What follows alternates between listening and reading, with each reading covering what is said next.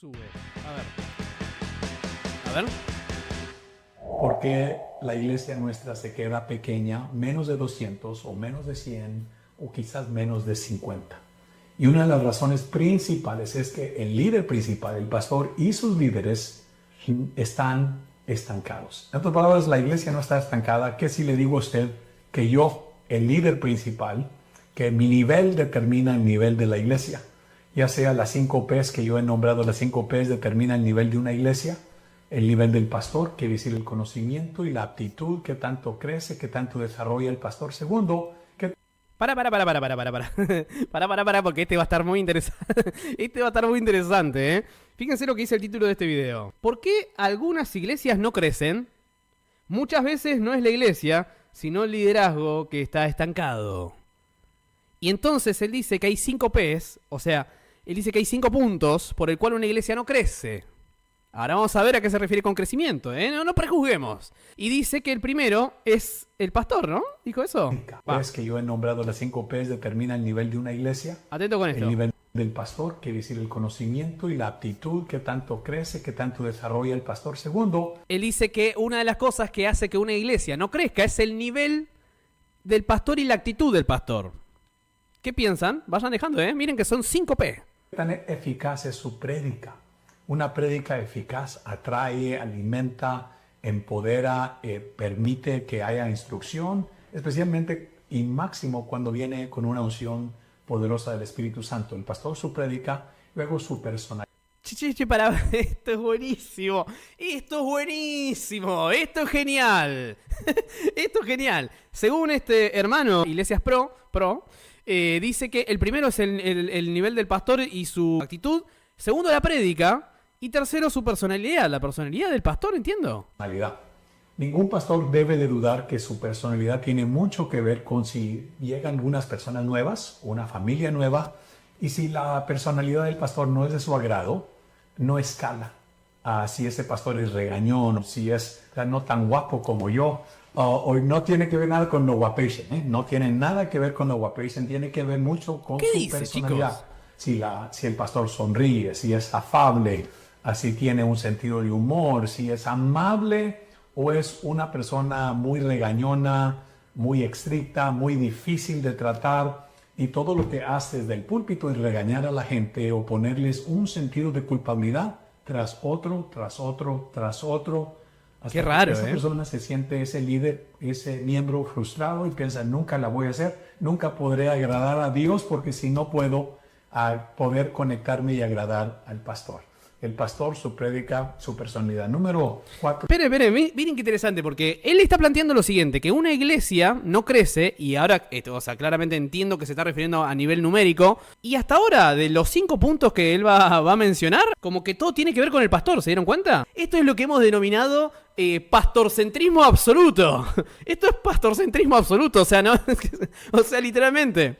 Igual tiene mucho sentido, ¿no? Porque hay congregaciones que son absolutamente pastorcentristas. Nosotros, a ver, no nos escandalicemos porque nosotros cuántas veces nos referimos a una congregación por el apellido de su pastor. Su programación. La iglesia está al nivel de la programación de esa iglesia. Porque hay eventos cumbres, como vamos a decir, ya viene el Domingo de Resurrección, toda esta Semana Santa y Día de las Madres, etc. Y si un pastor no se las juega con sus líderes para poder ingeniar, trabajar ideas frescas, nuevas, innovativas, si es el mismo servicio rutinario, vez tras vez tras vez, eso no escala y una iglesia no va a poder llegar al siguiente nivel. Y por último, el perfil del pastor dentro de la comunidad. Para un poco. O sea, la única P que no tenía que ver con el pastor era la de la programación, que en definitiva sí tiene que ver porque generalmente son los que definen la programación. Tanto se conoce, se da a conocer el pastor dentro de su comunidad. Aunque sea una comunidad grande, todo el mundo tenemos un círculo de una comunidad que nos rodea. Y ese círculo es su círculo de influencia. Su círculo de influencia. ¿Qué clase de influencer es el pastor? ¿Qué? Ok. Ahí vamos. Este es el típico perfil de las congregaciones pastorcéntricos que, o casualidad, suelen ser las que más gente mueven. La típica iglesia que vos decís, la iglesia de Pepingui, la iglesia La iglesia del pastor Parlini. Gilvestri, ¿verdad? Uno está acostumbrado a llamar a las congregaciones que son súper multitudinarias, ¿verdad? Hasta por el apellido del pastor o de la familia pastoral. Y este hermano, entiendo que es un hermano de la fe, es claramente un abierto pastorcentrista. Porque fíjense que, o sea, literalmente, la iglesia está estancada o no está estancada según la personalidad del pastor, el sermón del pastor, el programa que dirige el pastor, el perfil del pastor. Realmente me sorprende que lo abren con tanta libertad, ¿no? Como diciendo, che, en definitiva el pastor es lo que importa. No importa cómo es la congregación. En definitiva, y bueno, si el pastor es piola y tiene onda, y por último, si el pastor es lo suficientemente influencer dentro de su círculo de influencia, bueno, es el éxito asegurado. Voy a leer algunos comentarios, ya seguimos. Le diría, querido pastor, si todo depende de vos, entonces no hay cuerpo. Hay un pastor rodeado de espectadores. 100%. Dice, es verdad, llamamos a las iglesias con el nombre del pastor que la dirige. ¿Eso es bueno o es malo? Claramente. El problema es tener que llamar a la iglesia por algo que no sea iglesia. Ese es el asunto. Algunos dicen que en el Nuevo Testamento se mandaba cartas, por ejemplo, a la iglesia de Roma, a la iglesia de Éfeso, a la iglesia de los Gálatas, a la iglesia de los filipenses. Pero eso era una cuestión demográfica, es decir, había que era una manera de segmentar por geografía, por una cuestión física. Pero ya cuando tenemos que ir distanciando, no, esta iglesia es pentecostal, esta es bautista, esta... ahí creo que hay algo extraño, pero para mí el peor nivel de todos es cuando la caracterizás por el apellido de un solo miembro de esa iglesia. Porque si vos caracterizás una congregación de 100 personas, 1000 personas, 10.000 personas, que para mí, dicho sea de paso, es imposible que exista una congregación de tantas personas.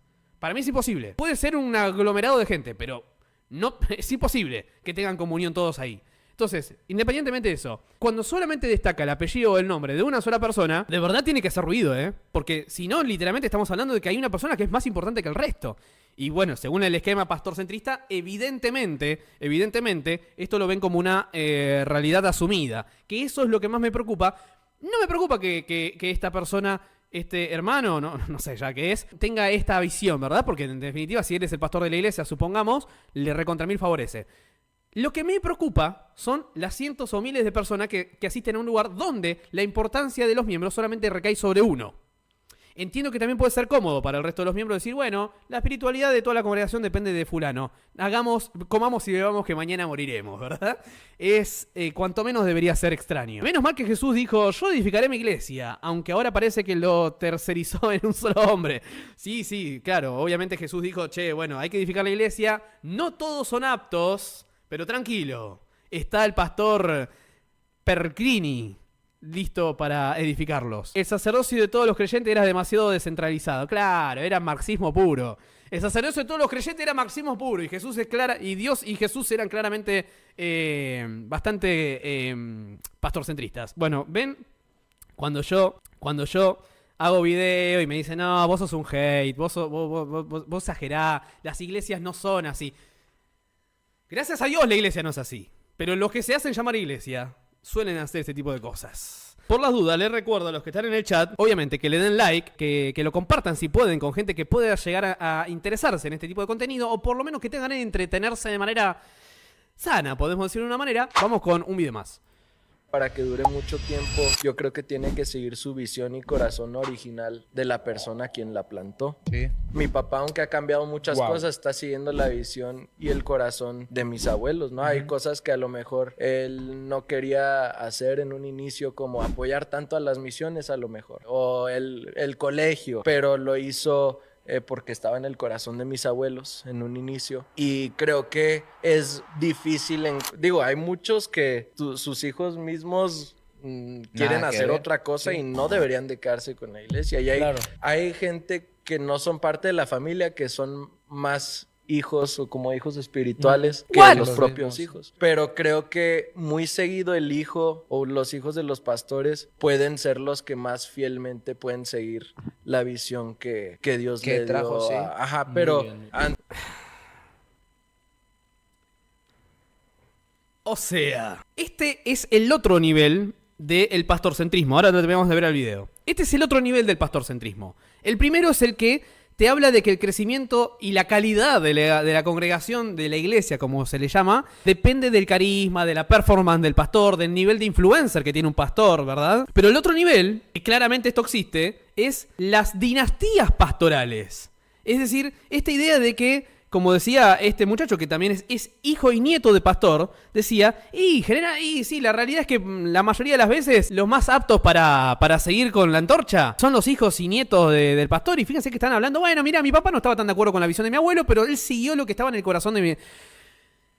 A ver, si vamos al caso de la iglesia, está en el corazón del Padre, de Dios, de Jesús. Es la cabeza de la iglesia. O sea, no es que a tu abuelo se le ocurrió hacer la iglesia. En todo caso, seguimos lo que está en el corazón de papá, no en el corazón de tu abuelo.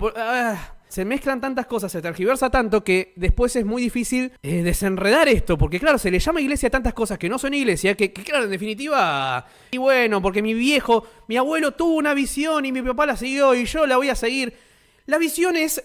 La iglesia es representar a Cristo en el mundo. Eso es la iglesia. O sea, no hay más visión que esa. Después podemos discutir si se congrega en templo, se congrega en una carpa o se congrega en casas. Eso lo podemos discutir. Pero, ¿ven la gran dificultad de llamar iglesia a lo que no es iglesia? Tergiversar tanto. Porque claro, después, este muchacho probablemente, no discuto su corazón, pero probablemente con una confusión muy grande en su corazón pensando que, y bueno, sí, viste, porque... los hijos del pastor, los nietos del pastor. Fíjense que un error realmente puede perdurar mucho en el tiempo. Y si no, miren las instituciones religiosas como por ejemplo el catolicismo, ¿no? Antes de eso creo que es el llamado. No lo veo como mi herencia, una herencia. Ni sé qué planes tiene Dios, ni qué va a hacer con mis papás si me toca hacerlo increíble. Pero si no, hablaba con algunos en la mañana que estoy muy feliz con mi vida ahorita. Por eso digo que en algún momento, y gracias a Dios, cada vez somos más los que nos estamos animando a decir, che, todo bien, te amo, te respeto, te valoro, pero dejemos de llamar iglesia cosas que no son iglesia, porque la tergiversación del término iglesia pasa de generación en generación, es como una maldición generacional. Se arrastra, y después el argumento es, y bueno, si hace siglos la iglesia se vive así, ¿por qué debería estar mal? ¿Te das cuenta? Llamamos a la iglesia por el apellido de su pastor. El nieto del pastor ese piensa que tiene derecho de ser el pastor porque es el nieto y porque va a seguir con la visión que nació en el corazón de su abuelo y de su padre, que en realidad el corazón de la iglesia es Cristo. Son muchas cosas que se van mezclando y que van tergiversando, y claro, bueno, luego tenemos el resultado que tenemos, ¿verdad?